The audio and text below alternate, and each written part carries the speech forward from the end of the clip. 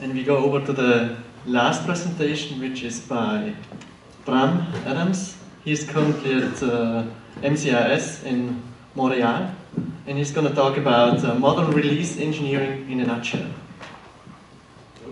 Thank you. In fact, it will be a presentation with two people. So, me to start off, and also Shane McIntosh from McGill, which is also in the nice city of Montreal. And I admit we both like release engineering a lot. And the goal of this talk is actually to convince you that there's lots of interesting work in that area, that's one. And the people who are not convinced, that they realize that right now the results of their studies is impacted by release engineering. And more on that later. So let's start and go back to 2009, because most of us were much younger then. And also because in that time, developers of many organizations and projects like this one started writing blog posts with interesting messages, like this one. For example, in this project, this is kind of like an online chat world. Basically, that system had like 50 releases per day. Like this means at the start of this session, at the end of the session, there are only 3 releases gone, basically. And that's quite interesting. You might say, sure, but isn't that just all automatic? What's special about that? Because in a way, release engineering, what does it do? It just takes high quality code change from the developer, sends it to the end user, and as fast as possible. So that's child's play, as they say. However, in reality, there's much more going on under the hood. Like release engineering actually is like a whole procedure, a whole process consisting of multiple steps. Essentially, there are 4 important ones. First one is about integration of code changes by many different teams to make them coherent and actually work together. The second one is then doing quality gateways, basically where you do compilation and testing during the CI, continuous integration phase, to be sure that everything works together well. When you're then convinced and say, hey, we might bring this to an audience, to the end user, you want to deploy it. You want to make it ready, you want to put it on the server, on the app store, in a virtual machine, container, etc. And eventually when you need to push the button, you're going to release it to certain sets of users. Maybe every user, maybe a certain group of users for beta testing, A/B testing, etc. So you have these 4 activities. And we saw the initial thing, like 2009, there was very spectacular, many releases per day. Is that just a fad? Or is it like a trend, like it's still going on? And yes, it's still going on. In fact, right now, many companies, they work now with time-boxed releases. So basically, for each release, they have like a certain amount of time, a fixed amount of time, to do the release. Go from 6 months to daily, a wide range, and it depends per domain. But like 6 months can be fast for certain software, whereas it's usually slow for others. And you see this whole evolution. And why is this, you might ask? Well, this is because of risk. Okay, if you work on something small in a short period of time, if it's crap, well, then you just lost 1 day. Okay. However, if you work on something for 2 weeks and it's crap, then yeah, out of luck. Plus, as well, if you do something regularly, it becomes a habit. Instead of releasing just every 6 months and it's like hell, it's like all-nighters, now you're in the mood of it and you have like automation and you really like it. Okay? And it has many benefits. For example, John Odin, back in the day was in Firefox, Mozilla. They were able, by shortening the release cycle, to also shorten the time to, for example, release vulnerability fixes, for example, from a couple of weeks to 11 hours. Because they use the same process and machinery as for regular releases. And they're used to do it, and they can very quickly do this. And they can even handle up to hundreds of commits per day, actually, all the compilation, testing, etc. And all of this eventually depends on a process and lots of tool support. In fact, there's so many tools out there, somebody made a periodic table of them, and this is not even one of them. So all these tools have been developed largely in industry, out of need, and have evolved, etc., which somehow leads to like a sad conclusion or kind of observation that industry has led most of this. It was also mentioned by Ali in the previous talk. We're a bit behind. In fact, we seem to have missed the release train in some sense, which is kind of a sad observation. However, that's why we're here. We want to see what you can do to actually jump on the train and help these people. And why would this be interesting? Are they interested in us? And the answer is yes. Okay, a couple of years ago, we started an international workshop on release engineering. And the idea was from the ground up, we will involve people from industry, an organization, in PC, etc. And this was highly successful. Okay, we've had in total more than 200 participants in 3 editions. Keynote speakers by large companies. There will be later on this year another one. And the thing is, there, although they have solved so many problems in the company, they have still so many other problems that they are not able to fix. They don't understand why certain things work. They don't understand what to do with certain kinds of data. Plus, they have time and time again always reiterated the same challenges. And I want to now discuss a bit these challenges before handing over to Shane. So what are the most important challenges seen from industry for these activities? So if you start the integration activity, the main thing there is to predict the amount of effort to basically go from a change by developer on this machine to release. You might say, okay, well, what's difficult about that? Well, you don't go there directly. First of all, now you work with branches, so you need to convince your teammates to review and build, etc., and testing that your change is good. You keep going to the team branch. Then the next thing, you need to kind of convince the whole organization to allow this branch in their branch. Like this. They have a master branch with their own changes. You need to merge your stuff in there, which takes a bit more time. And then a lot more commits will be made. There will be a release upcoming. They make a special branch for that. And then again, you need to like somehow get your change there. So this already like seems like a long track to do. But it gets worse because you're not the only team. There's many other teams that also work on the same code base, potentially maybe changing the same files you just did. So when it's time to merge your changes in there, there'll be a huge conflict and problems. And it even gets worse in bigger systems, and with more branches and more teams, etc. And to top it all off, there's the problem of third-party dependencies. Whereas different teams are part of the same organization, if you use a library or a web service that's not in your company, you depend on some other company. So if they have a new version, and some team picks it up, others don't, you have inconsistencies. So keeping track of external dependencies is a huge problem in the industry right now. Then, second activity, build and testing. Maybe this is kind of famous comic, where basically build takes a lot of time. And you might have asked maybe, so why is this exactly? Why does this build so long? It's like a slow machine, or does it big? And well, no, there's actually many things happening. Okay, locally, developers compile incrementally, run 1 or 2 unit tests, that's it. However, when you commit to the machine there, to the repository, you have like CI builds. What will they do? They will actually build the whole system. They run maybe all the unit tests, all the integration tests, and so on. Closer to release, you will actually get performance tests, which take even longer, user acceptance tests, GUI tests, etc. There's lots of effort going on. And this might seem doable, maybe, but it gets worse, because this has to be done for every single commit that's done. You have to do this for every single platform you support, for every different set of features that you might ship, the deluxe version, the light version, the medium version, A/B testing, and so on. You have different kinds of builds that add to that. And finally, if a build does not work, it will generate a bug fix that also needs to be built, tested, etc., etc. So a lot of work happening. Of course, the slower the build, slower the testing, you might actually not be able to have a fast release in that sense. So that's a huge issue there. Now imagine you get all of this done. You then need to deploy your system to servers or to an app store. And there's many different strategies for that. For example, you might have heard about a canary deployment where you pick one part of the data center and send a new version there. You track it, telemetry, you check for exceptions, performance issues. If everything goes right, you go to the next data center, put a new version on it, and so on and so on. The problem gets there, of course, if somehow it doesn't work, because they need to like retract, roll back your system, and from the other data center as well. So a big issue is actually determining what is actually something that goes wrong. When does something go wrong? How many canaries do you have? Which data center should get the canary version, and so on and so on. And then there's all other mechanisms. Is this the best approach there is? Should we use another one? The companies cannot experiment with this. They need your input for that. And you might all have heard actually about this thing. So you need to be sure that the system on which you deploy the code is similar, or maybe similar, identical, to the one on which you test. And maybe the one on which you develop. You cannot manually do this. You cannot manually install these environments.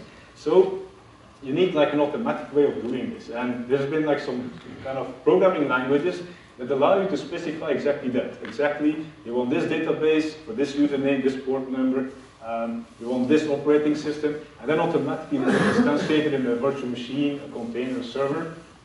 So that's all cool, but this is code. And everybody knows, different programming languages, that code has smells. Okay, so there's a huge opportunity there to check all this kind of source code, all the smells, the cloning, all these kind of things. Again, companies don't have time for this, but they could benefit a lot from it. And finally, the kicker is basically this kind of release engineer. He gets all the weirdest kind of questions by people. Like, is this release ready? Was the previous release success? Should we move to continuous delivery? Sure, there's lots of data. There's data from field logs, there's data from CI builds, version control system, but they don't always know how to interpret it, how to link it, how to analyze it. So they need your help for that. That's exactly what I want to say there. And finally, going back to the talk about mobile applications, turns out that mobile apps are basically one of the biggest challenges right now. Why? Because app stores are in control. If you put something in the cloud, you own the cloud. If you say you have to send something to the App Store and the App Store decides whether it goes to review and when it will be online, that's a huge difference in version of control. So that's something that a company that even Facebook was struggling with. This is why they only have like one release per 2 weeks for the app, but two releases per day for the web service, basically. All right, and I'll hand it over to Shane for the second part. I'll just use the hand mic. Is this okay? Everyone can hear me? Okay, so Bram was telling us a little bit of a background about what release engineering, what you can do for release engineering, but I'd like to flip it around and ask, what can release engineering do for you? If you don't buy that release engineering is an important area for us to research, you should at least be aware of how release engineering and release pipelines are affecting the research that you're doing right now. And I'd like to do it in the vein of this famous novel. I'm not sure by raising your hand. Have you heard of this novel? Have you read this novel? Okay, cool. So in this novel, there's a lot of interesting themes, but the one theme I want to pick up on is the fact that it talks about when noble intentions meet with reality, right? And what kind of ugly things can happen there. So I'm assuming that everybody here is software engineering researchers. We all have noble intentions, right? But some of those noble intentions and assumptions that we make can have harmful implications on the research that we do. And one of the first challenges I want to talk about is the fact that we assume all releases are equal. So let's paint a scenario where we have one kind of naive researcher, right? This guy on the left. So he says, look at Project X. It has a crazy number of bugs in the typical 6-month post-release window. So we think, oh wow, this is a really bad release, right? Well, this kind of more enlightened researcher would reply back saying, if we actually look at the release cycle of that project, we'd see that they're releasing multiple times in that window, right? So what you're looking at in that typical 6-month window is more than one release. So it doesn't quite fit. And it's important to notice this because different projects use different release frequencies, right? And what we're observing here in these box plots are the release frequencies of 3 different projects, right? Some of the popular projects that we like to study in this community. So if you look at Argo UML, it's releasing maybe twice a year. You turn to Eclipse maybe 3 times, and Firefox is on a 6-week cycle, right? Even if you look within Firefox, not all releases are equal there, right? So what I'm showing here is the number of days between the different releases of Firefox in the early days. So you can see kind of in orange, those are the releases that they did on a traditional cycle before they switched to the rapid releases. And you can see they kind of moved to the 6-week consistent cycle in the releases 5 and 4. And even that 6-week cycle is not the craziest thing we see in release frequencies, right? As Bram was talking about, there's some companies, especially those who are delivering their content over the web, that are releasing several times per day. So it's important to take these sorts of release inequities into account when we're doing our studies, right? So the second kind of assumption that we tend to make as well is that all branches are equal. And now I'm going to flip the naivete around, and I'll be the silly guy here, and I'm going to say, I looked at this project and noticed that the size fluctuates over years. It goes between 50,000 lines and 45,000 lines. So what's going on here? And Bram's going to come back and say, well, did you select a relevant branch? Because this project is developing multiple releases in different branches, right? And how could that impact us? Well, if we take the example of defect prediction, where we heard about that from Yasu a few talks ago, and he gave a nice introduction, but just kind of to bring that back into our minds, let's say we're looking at the development history of one branch, right? And we see that there's some features and defect repairing activities going on in that branch. What we would do is eventually, somewhere along this timeline, we're going to tag a release, and we'll take a time window, and we're going to highlight that as pre-release activity, and another time window and highlight that as post-release activity. And in the post-release activity, there will be some defect repairing changes that we'll highlight as possible quality impacting post-release defects, right? Now this is all nice and good, but when we get into a multi-branch environment, that sort of time analogy breaks down, right? So we have some stable changes that are happening on one branch. That's where a release is being developed, and we also have active development for future releases being done in another branch, right?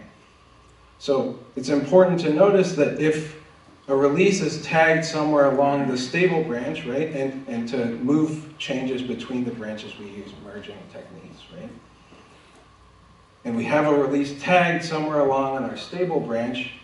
If we try to apply that same sort of time windowing approach, where we have pre-release activity highlighted in blue, post-release activity highlighted in yellow, we might notice that that would be a post-release defect up there, that red fix there. But if we look down here at these changes, those would be incorrectly flagged as part of the post-release activity of this release, when in fact it's actually future development for another release. So we really need to clean up this data before we can build our models, right? We need to eliminate the changes that did not fall into that release. And this simple two-branch example is not even what we observe in reality, right? So in reality, you get into branching hell where there's all kinds of branches all over the place. And it's important to get some context about this branching structure for when we do our analyses. And the final point I wanted to raise about this is about all files being equal. So we assume that all the files that we download from our version control systems have some impact on the system that we're analyzing. And a popular example is this web browser that's really enormous, right? We all love to analyze it, you know, the Firefox system.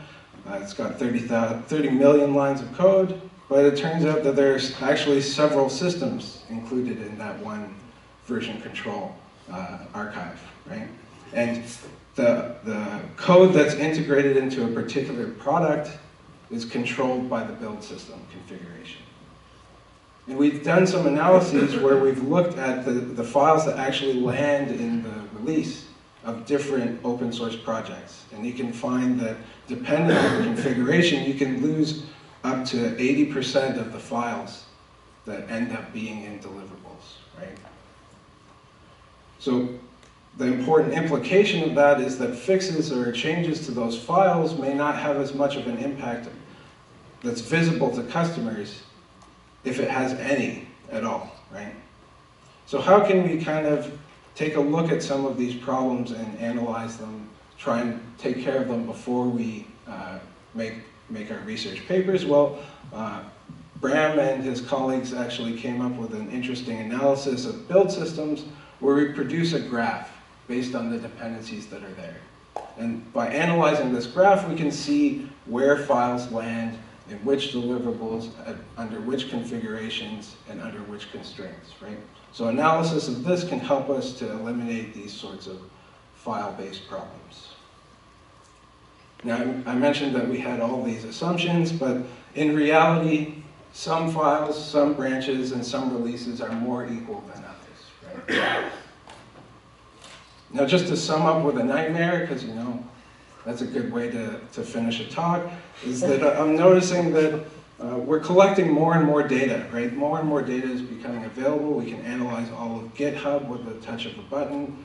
We can analyze all sorts of open source projects, but without context from each one of these projects, we may be missing things about the release cycle, the files, the branches, and that sort of stuff that really is going to make or break the analysis, right? Okay, so just to sum up what this talk has been about, we first talked about release engineering and what it is and how it's broken down into these 4 main steps. And we talked about how it's quite popular in industry because it's used to reduce risk in their release processes, right? Then we talked about how we can predict integration effort as one type of thing in helping companies to improve release engineering processes. And finally, we talked about how release engineering is impacting us as software engineering researchers today. So thanks for your attention, and at this point, we'd be happy to take your questions. Thank you.